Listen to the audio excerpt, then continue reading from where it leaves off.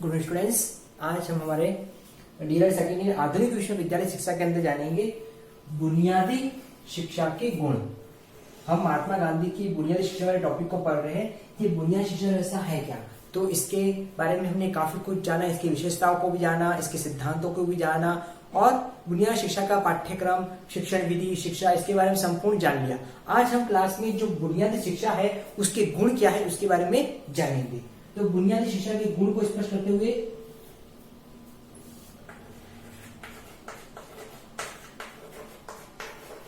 अविनाश लिंगम ने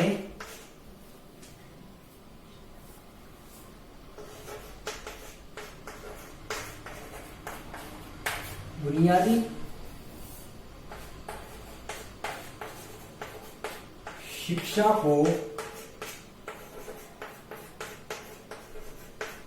महात्मा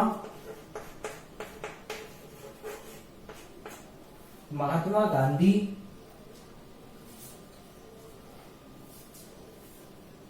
का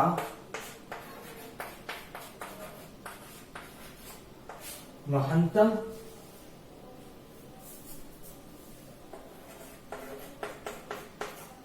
उपहार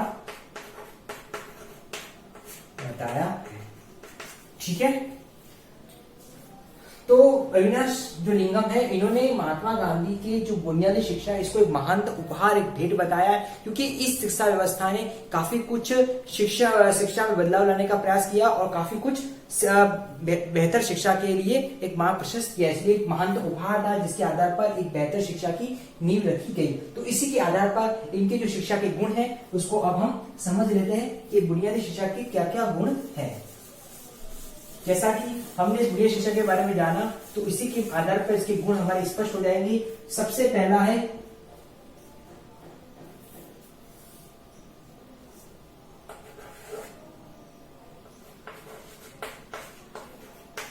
क्रिया प्रधान शिक्षा। क्रिया प्रधान शिक्षा, ठीक है। बालक इसके अंतर्गत अपने मानसिक विकास करता है और विभिन्न प्रकार की शिल्पों या विभिन्न प्रकार की गतिविधियों को करता है, विभिन्न प्रकार की एक्टिविटी करता है। तो उस गतिविधि और एक्टिविटी के माध्यम से ही हम कह सकते हैं कि ये क्रिया प्रधान शिक्षा रहती है। और इस क्रिया प्रधान शिक्षा के माध्यम से बालक कोई ना कोई क्रिया करके अपना अधिगम करता है, अपना सीखता है और सीखने के बाद उसको जीवन के लिए तैयार करता है, क्योंकि जो चीज करके सीखता है वो जल्दी से सीखी जाती है और इसी बेस पर वो अपना भविष्य के लिए तैयार करता है। तो इस तरह से ये तरह की क्रिया प्रधान शिक्षा के तौर पर अपनी विषय गुण को स्पष्ट करती है। अगला आ जाता है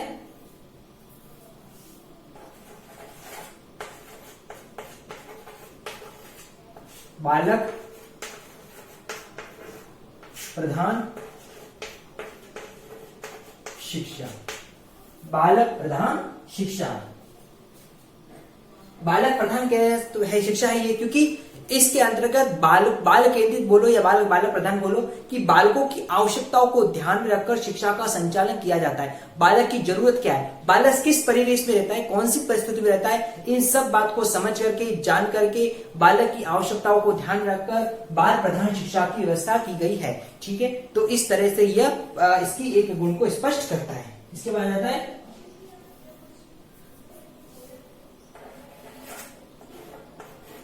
गृह स्कूल एवं समाज में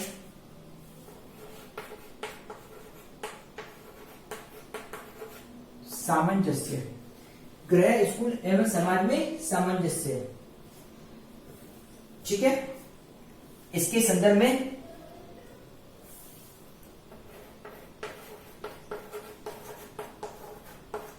रायबन महोदय लिखते हैं। इसके संदर्भ में रायबन महोदय का कहना है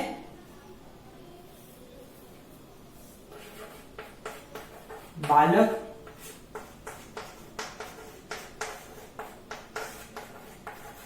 हस्तशिल्प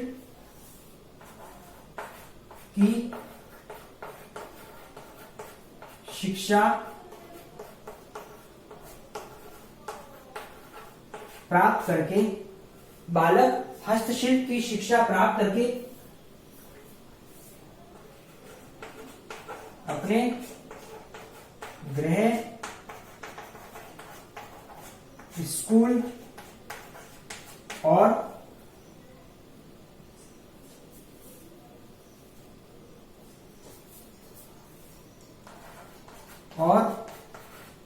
समाज में प्राय समान वातावरण में पाता है। तो रायवर महोदय इसके संदर्भ में क्या जाता है कि बालक हस्तशिल्प की शिक्षा प्राप्त, ठीक है, करके अपने गृह, स्कूल और अपना जो समाज है उसके प्राय समान वातावरण में पाता है। इस तरीके से वो क्या कह सकते हैं कि गृह, स्कूल और समाज में एक तरह से सामंजस्य स्थापित किया गया है। तीनों को शामिल करके ही शिक्षा को बनाया गया है। तो ये इसकी तीसरी विशेषता हुई। इसके बाद अगली इसकी विशेषता आ जाती है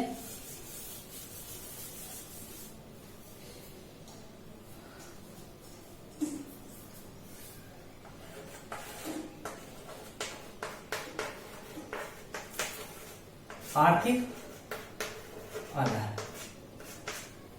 बुनियादी शिक्षा व्यवस्था का हम शुरू से ही हम जान रहे हैं कि इस पे आर्थिक आधार पर बल दिया गया है कि बुनियादी शिक्षा के माध्यम से बालक जो हस्तशिल्प बनाते हैं, इसके दो मुख्य बातें शामिल। एक तो ये कि विद्यालय बनाए गए शिल्पों के माध्यम से उसको बेच करके विद्यालय की खर्चे को निकाला जा सकता है, प्लस अध्यापकों के वेतन को निकाला जा सकता है। पहला पहलू तो ये आ जाता है। दूसरा, बालक सीखे हुए शिल्प से अपने जीविकोपार्जन का मार्ग प्रशस्त कर सके, अपने बेहतर भविष्य को तैयार कर सके। इस तरह से इसमें दो आर्थिक पहलुओं को इसको सम्मिलित किया गया है। इसके बाद नेक्स्ट आ जाता है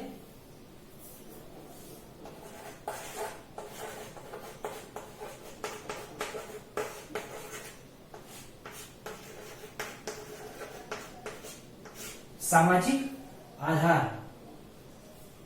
ठीक है, बालकों के अंतर्गत बेहतर सामाजिक गुणों का निर्माण करने के लिए, बेहतर सामाजिकता विकसित करने के लिए बुनियादी शिक्षा व्यवस्था ने भी सामाजिक आधार को महत्वपूर्ण माना है। अगला है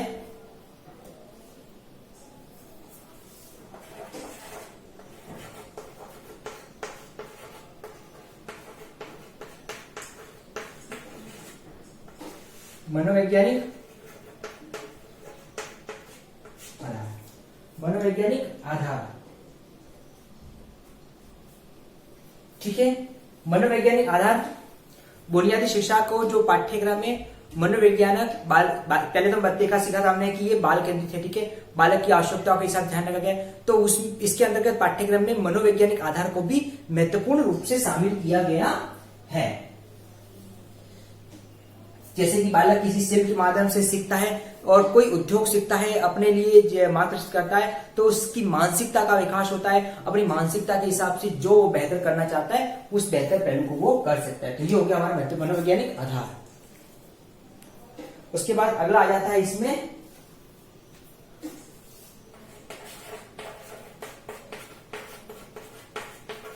शारीरिक श्रम का सम्मान। शारीरिक श्रम का सम्मान, बुनियादी शिक्षा में शारीरिक श्रम को महत्व दिया गया है क्योंकि बालक इसमें अपने शारीरिक और अपने फिजिकल रूप से वर्क करता है और अपने आप का शारीरिक श्रम करता है, यानी कोई ना कोई एक्टिविटी करता रहता है। इसके बाद अगला आ जाता है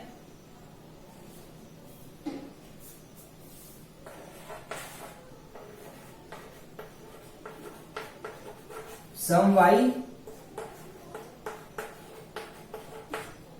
शिक्षण विधि। समवायी शिक्षण विधि, ठीक है। इसके अंतर्गत समवायी शिक्षण विधि को अपनाया गया है, यानी कि बालक जो भी शिक्षा प्राप्त करता है वो किसी न किसी हस्तशिल्प या उद्योग के माध्यम से प्राप्त करता है। इस तरह से ये समवायी शिक्षण विधि के अंतर्गत आ जाता है। अगला ज्ञान की अखंडता। ज्ञान की अखंडता, इसमें ज्ञान की अखंडता पर ध्यान दिया गया, यानी कि सब विषयों को अलग अलग ना करते हुए सब विषयों को शामिल करते हुए ही शिक्षा को संचालित किया गया है और उस विषय से संबंधित किसी न किसी उद्योग या उससे रिलेटेड बच्चों को शिक्षित किया जाता है। और अंतिम आ जाता है इसमें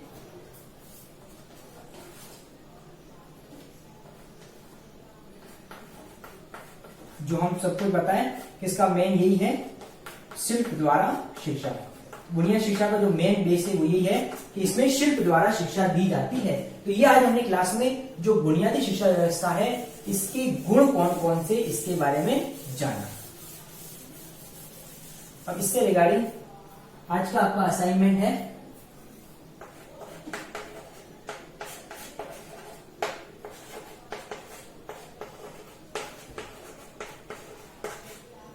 बुनियादी शिक्षा के